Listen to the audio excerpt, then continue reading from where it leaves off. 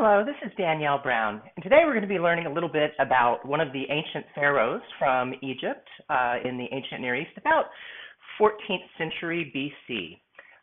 Now, his guy's father was named Amenhotep III.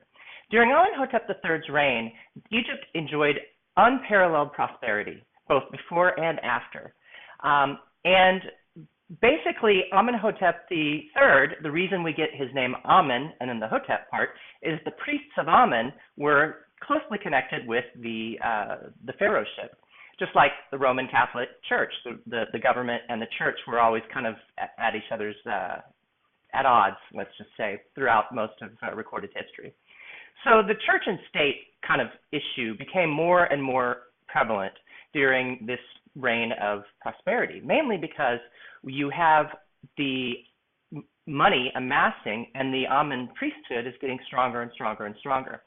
So usually, let's go back and talk a little bit about pharaohs. Usually you have the pharaoh represented as the God on earth kind of thing, kind of like Christians think of Jesus. And, the problem with that is that when one pharaoh dies, then that God dies, and that's, the king is dead, long live the king, that kind of philosophy.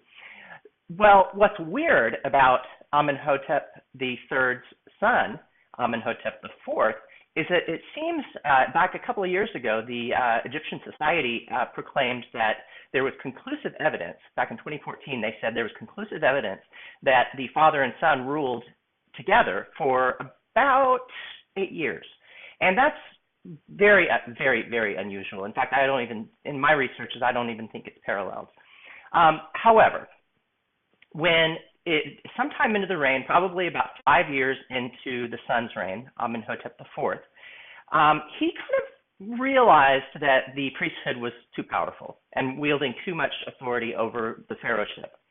And so he decided to move the capital to modern-day Amarna, but at that time it was a temple, and the city was called Aten. And Aten was regarded as the power behind the sun, whereas, Amenhotep IV would be the god. Now, in kind of true fashion, to be able to unplug the Amen name from his name, since this power behind the sun was Aten, he called himself Akhenaten. And so that's how we'll be referring to him from here on out, Akhenaten. And Akhenaten not only instituted a new capital and kind of shunned the Amen priesthood and left them in the old capital, they were yesterday's news, right? But he also instituted an entirely new series of art where it represented him with breasts and large hips, presumably to show his fertility as a god. But maybe because of all the inbreeding that was happening during the priesthood, the pharaohship, maybe it was actual physical kind of changes that he had. Now, his reign is really distinct for a couple of reasons. Number one, he's the father of King Tutankhamun, or Tut, as he's more popularly known, and his queen was named Nefertiti. So these are kind of A players here, A-list celebrities on our historical journey. And what's really interesting is that this whole Aten concept is the very first example that we have of monotheism.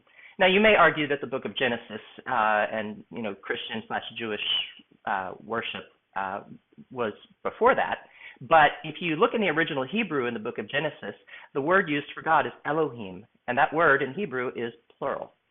So this is definitely the first example from a historical perspective that we have of monotheism.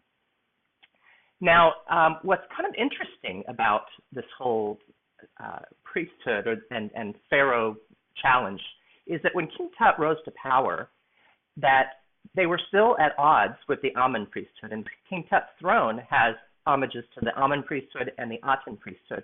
So we know that there was a kind of a delicate balance to be struck. Maybe King Tut didn't strike that so well because at the tender age of 13 he died, maybe from Amen and palace intrigue, or maybe just from some of the deformities that we saw with his father. Regardless, I look forward to working with you and tutoring the students under your banner. Thanks. Bye-bye.